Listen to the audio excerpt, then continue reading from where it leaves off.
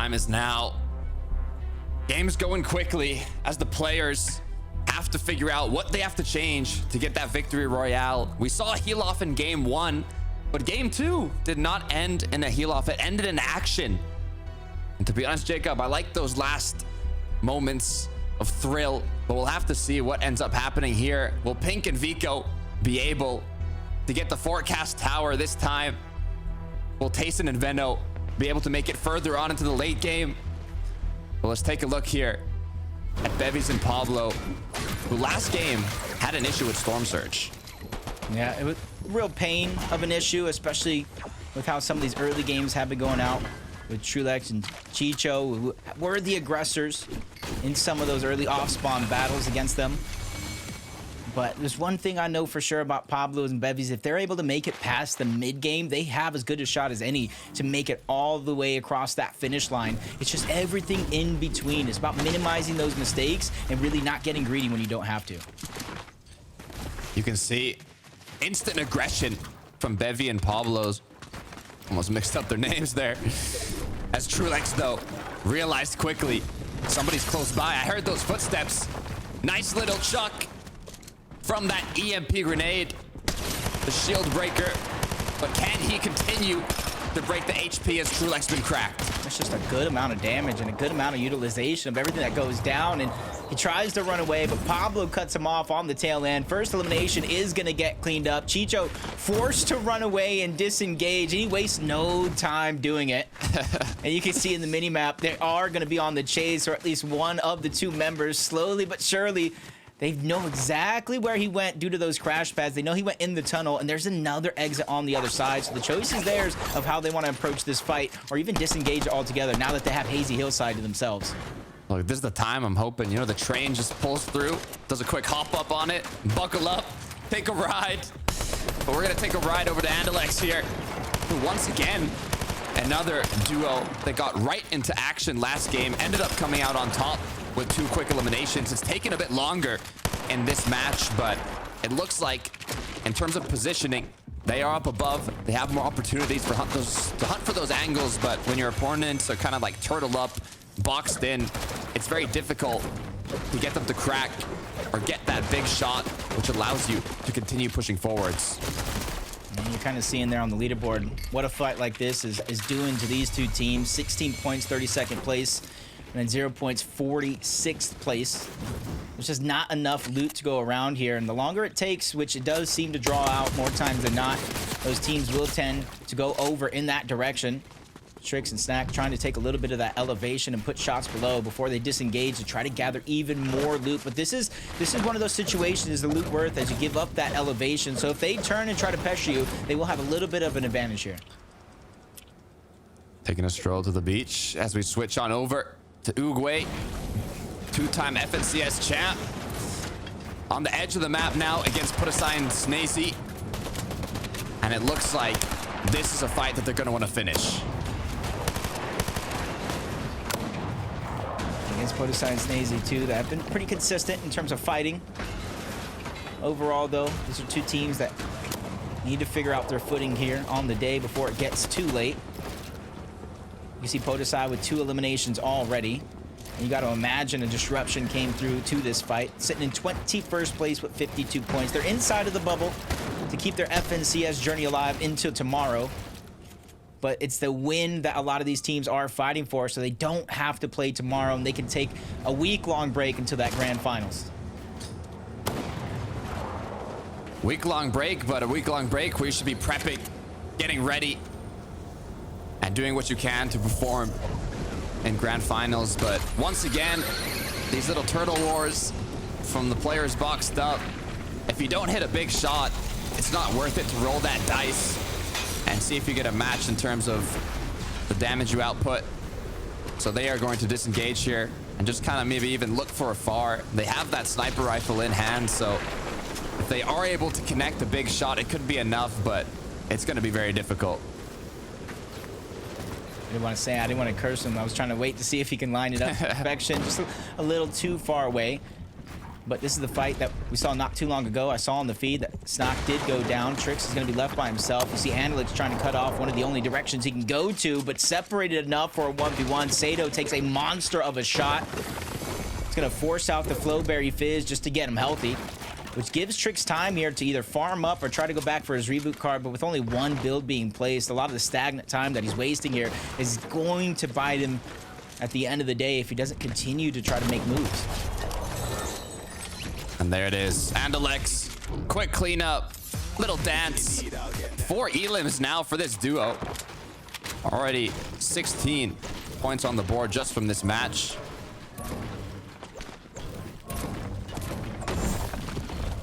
Four eliminations, like you said. Take a look at the replay. Con and Chap, they almost was able to solidify high ground in that last game, but the trend did continue. 7 out of 7 games yesterday and today have been won by newly formed duos. And the interesting thing enough, you got to take note, Perhawa and Vexy, second place in game 1 on day 1, they qualified. Yanis and Flixie, third place in game 1, they qualified. If I had to keep going down the list, Wheat and Shimoki will be next, and I got to give a huge shout out to Alden, Prodigy Analytics overall, for breaking down the stats and bringing me as much knowledge as I can get. So let's see what else he can throw at us throughout FNCS. What do we do without him? What would we do? Kiduo, Hero. I see 2 elims, and I saw a free forecast tower. It makes me believe that Pink and Vico might have been taken out. And the ones with the vision of the upcoming zones is going to be Kiro and Kiduo. I'm just trying to see if they actually do pick up the sniper, and Kiro actually does opt to take it. You know, I like this duo. Every time I'm playing with somebody like, yo, give me the snipe, give me the snipe, this guy's like, yo, you can take it. I see what you're capable of. You can pop some shots, and that's where, you know, teams like this, the roles are defined. It's not about greedy. It's not about making the play. It's about making the play as a team overall. But it does look like Vision Bro is trying to make one for himself, and it goes sideways just like that. The Predator, the Hunter, becomes the hunted towards the side, and Marco at a distance.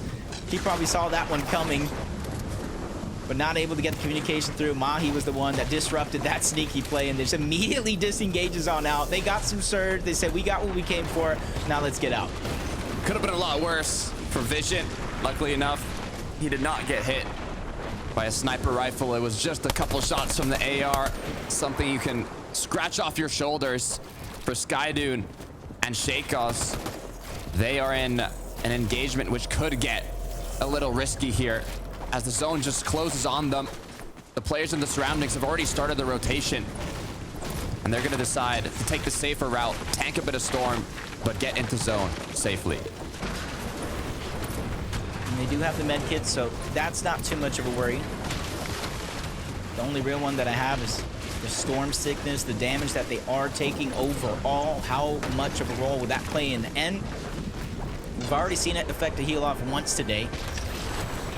Wouldn't say too much because Yanis had more than enough med kits for a couple of end games, so it didn't really change the trajectory, but you see it really play an impact. Chap and Khan with already 2 eliminations, off to a great start for them. Doesn't look like too many teams are in their vicinity, so they're gonna have an easy rotation in this next zone before their weapon caches start to appear.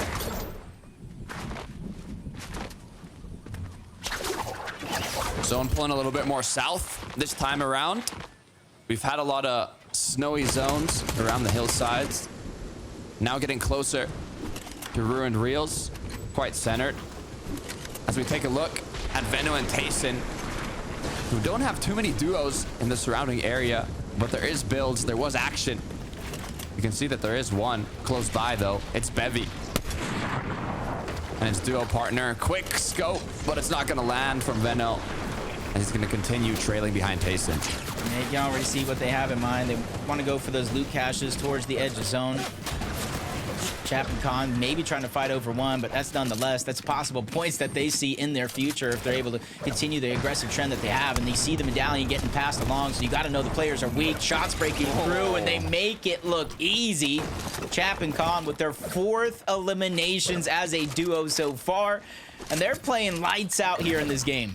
Quick cleanup onto Marius and Sangild. You know they're feeling happy now. Loot to spare on the ground. I'd like to see kind of exactly where they are positioned in the zone to see if they can even use those extra materials. But for Cammy and Seti now, still close to where they start off the match with their loot path here. Looks like they haven't journeyed too far. They haven't needed to, as the zone is pulled so far south. It already put them on the uncongested side here, so they've had the freedom to max up on materials, to max up on all the loot in the surrounding areas. But all that's left is to take those shots and do damage on the players around them. Yeah, I'm just waiting for that one pop-off moment to come out of Cammy and Seti. It's a moment we all know that they have in them. Just unable to really make it to those heal-offs. They're more than stacked along the way, but Cammy at 2 different moments got picked off with all the heals. First time he was able to pass him over to Seti, but he wasn't able to utilize them. The second time, they got way too separated. So they weren't, again, able to utilize a lot of what they were able to gather through the game. As we jump on board Chicho. We saw how Trulex go down literally in the beginning of the game, and Chicho's been a solo ever since, sneaking around this same location. Even if he managed to get Trulex's reboot card with his own pulling over, he's going to have to wait for all of these teams to leave before he even has a chance to make it come to fruition. Look, the good news for Chicho is, as you can see, 3 med kits, 2 floppers now, even a spare med kit in this bunker. I think his game plan here is kind of wait it out, let the zone close a little bit as the duos rotate away, and then he'll go for the reboot. For Chapix, though, and his duo partner, looks like they might have just secured a quick elimination here. Also on the edge of zone, but looking incredibly healthy. And just seeing the mythic hyper SMG, I wonder if they have the medallion to go along with it, because that'll definitely bolster their end game, especially in a situation like this where the snipe shot comes through but no healing. So that one's been confirmed. Oogway, no medallion for you, no HP really either, and it's counting down so fast, even though a 1 tick, because they're inside of the storm. So he's gonna have to quickly try to reunite with his teammate and figure out how they're going to get the heals back on up, because you see his duo doesn't have full HP either. So it's almost like they're stuck between a rock and a hard place with more rotation to go. Makes it even more difficult that they have to cross the little river. It's going to cause them to most likely use more materials if they get stopped mid-grapple blade. Rift Island now appearing. You can see the duos that are ready to instantly build on up and get there. But they have opponents in the surrounding area trying to stop them. Although it looks like they will be able to make it. But at what cost? Yep. A lot of builds being expended. Luckily, there's plenty of material up here for them to get, as long as they remain uncontested. But there's still a couple teams down low on the low ground, particularly the one that was shooting those shots and has to know he at least isn't the most healthy in terms of materials as he made his way up there. But nobody really contesting just yet. I think without the mid-match objective points, teams don't really see it as a very, very good part of their strategy. It's not worth it to go up there and fight. And then you add in the fact that there's no reboot vent up here. So it's a little bit more loose for a lot of the teams that go for it more times than not. Rift Island secured. I believe it was even in a pretty good position in zone, so they should have enough time to kind of recuperate the materials that they used to get that Rift Island early. Now taking a look at Sato and Alex, you can see already 4 elims on the board. They do not need any damage soon, so they've put themselves in a very safe location. And I mean, Sato could be, he could even, you know, be using the bathroom right now and he wouldn't even know. I hope not, though. Can you imagine Andalex getting stressed, seeing somebody rotating his direction? Please come back, please come back. But they got themselves, you can see the edge of zone is there, kind of on the mini map towards the bottom left of it. So you know the zone is pulling in this direction. So I like the idea to kind of wait, especially since you mentioned the 4 elimination surge isn't necessarily going to be a worry for them. They're just trying to stay still. They don't want any teams to come in their direction. They don't want to become the focus of anybody wanting to rotate and try to steal away what is now the slow side of the zone. Only thing that could take him out would be a sky base, but luckily Merstash Malabulka have already qualified, so it's looking good. Slove X Squeeze now. Pleasant Piazza.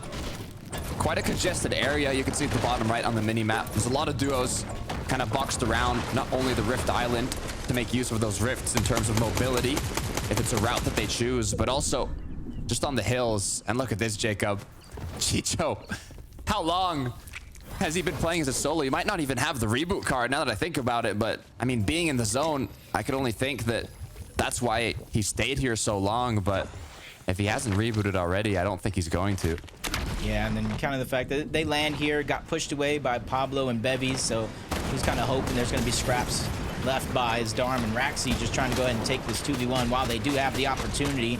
Continue to pressure their opponent down low, further and further towards the low grounds where there's very few options and they get separated. This is the chance to strike back, but finally they get a chance to reunite.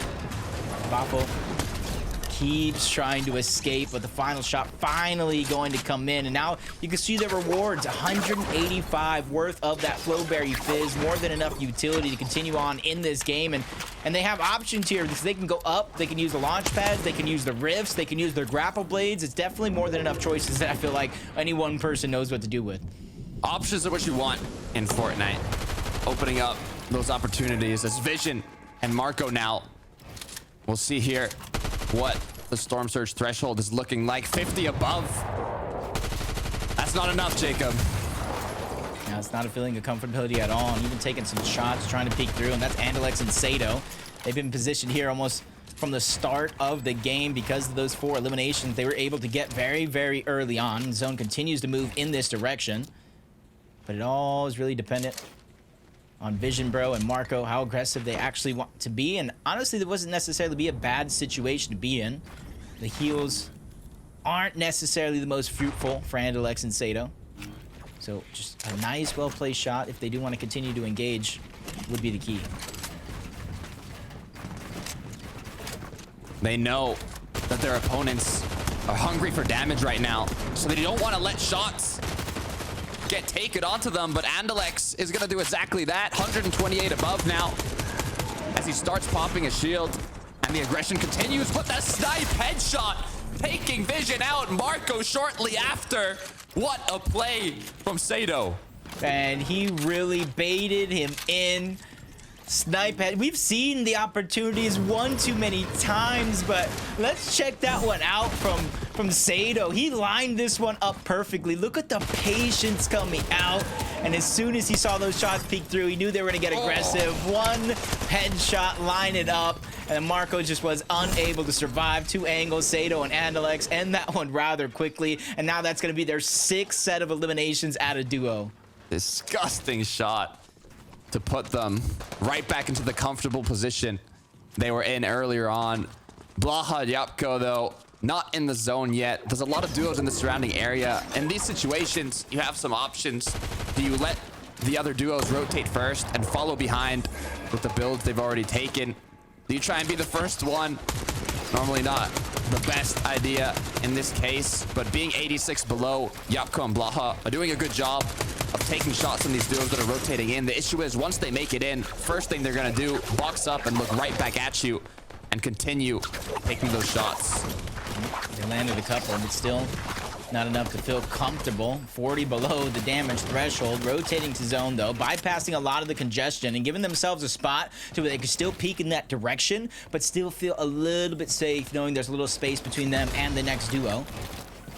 But just outside of the zone, Yapko's going to have to reunite with Blaha before, but they give up the elevation in their current position, which kind of minimizes the amount of teams that they were once able to visualize.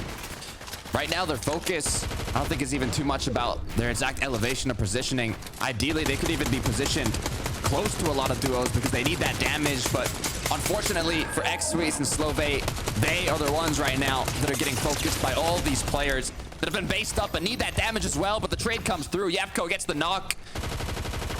Or did he?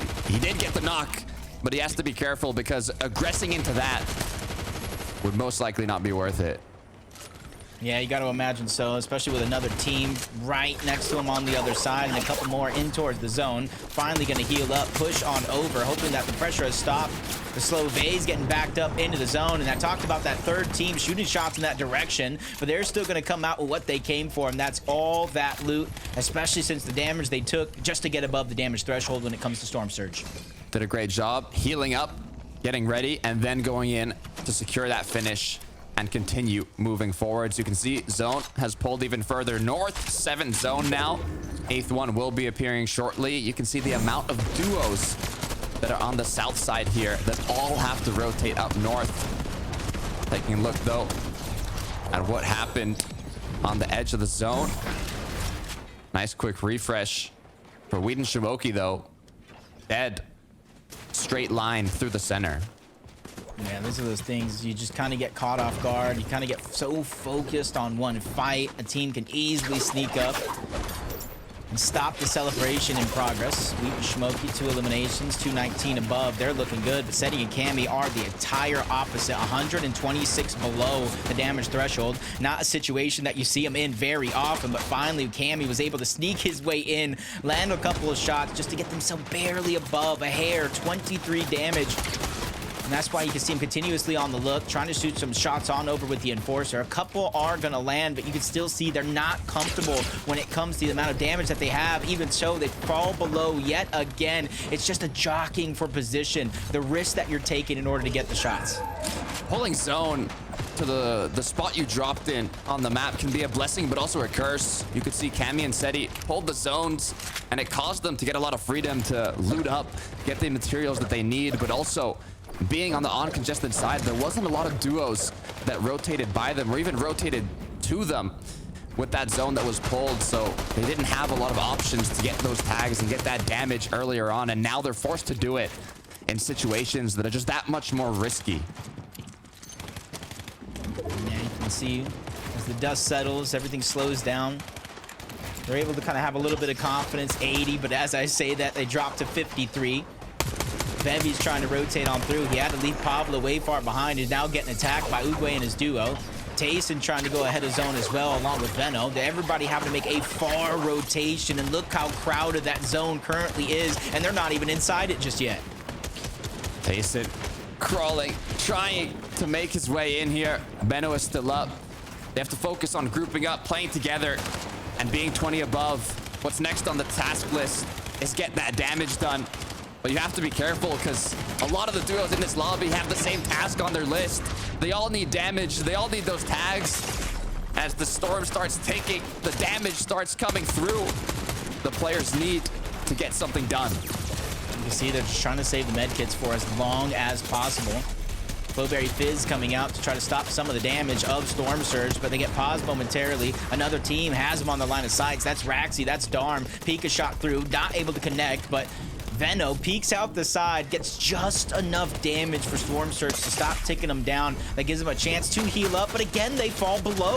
And it goes to show how active this lobby is. Everybody on the line of Storm Surge fighting tooth and nail to try to get any scraps of it. Even Veno kind of stuck, forced to rotate while damage is being done. This is his chance as he goes over Blaha. Another team goes on right past. Veno unable to connect with any shots, still suffering to the damage of Storm Surge. Getting cracked from Storm Surge, allowing your opponents to know that you're ticking right now and you're an option to prey on, as Veno has been forced into one of the most difficult situations you can be in. But luckily enough, as hopes were low, 8 above, he might just be able to keep on going. Grapple Blade put to good use to rotate ahead. Tayson has been taken out. It's all up to Veno.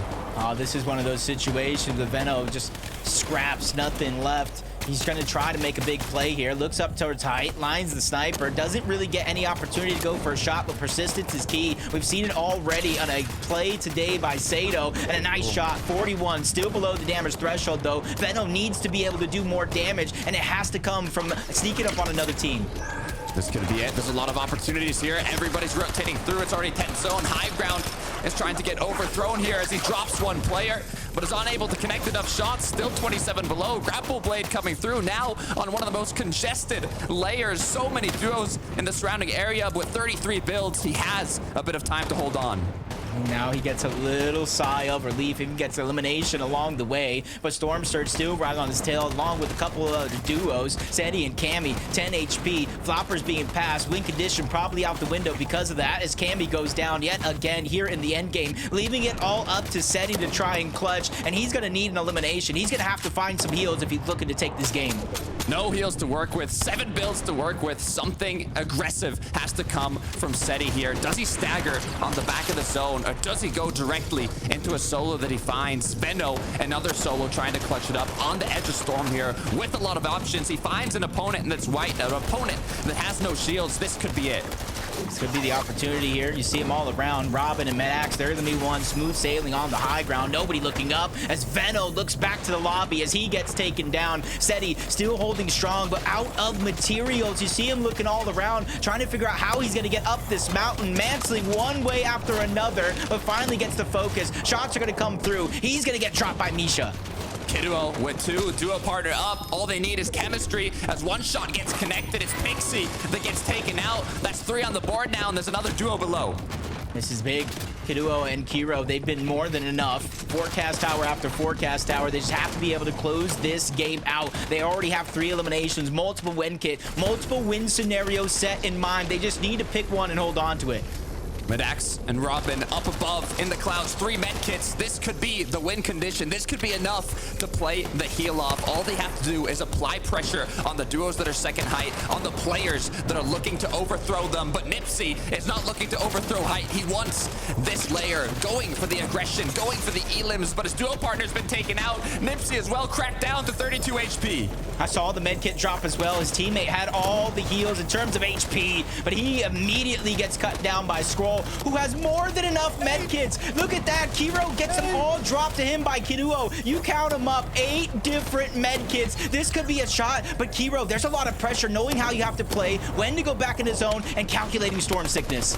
Kiduo just needs to apply pressure to the team on height. He cannot permit them to heal, but he gets taken out. Medax now has the freedom for the heal off. It's 3 med kits, 1 flopper in the inventory, but it might not be enough as Howley takes out Robin and the heal offs begin. Now Howley's trying to go on the hunt. He's trying to play Disruptor.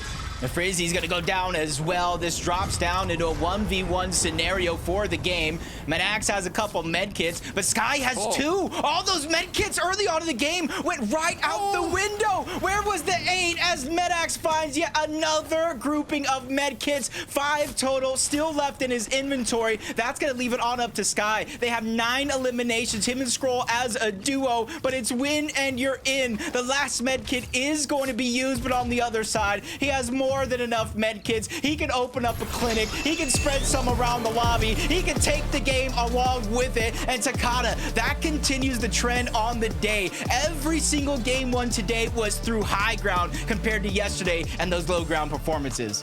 Perfectly executed by Medax. Not only had the 3 med kits to go back in zone, but as they were rotating in, as that last moving zone was closing, they were marking the med kits that were being dropped. They were finding the players that were being eliminated and dropping those heals, and that is exactly where Medax went to once the heal off started, and that is what permitted him to get the win. I'm just wondering what happened to Kiro. What happened? There was 8 med kits. He could have started the heal off last game and still won it in this one. Medax, he looked like he was gonna run out, but he found 3 different med kits as well. High ground wins games. High ground is qualifying these teams to the grand finals, and it's only a wonder if that trend will continue. Look, medkits are winning games in my eyes here, but you know, with the newly formed duos qualifying, the confidence is at an all-time high for these players. Yeah, and I got to imagine where you're at on the leaderboard in these next couple games may have you feeling even more confident or wondering how I'm going to make it till tomorrow. But let's take a look at the leaderboard and break down all that action with Levin, Minnie, and Frankie.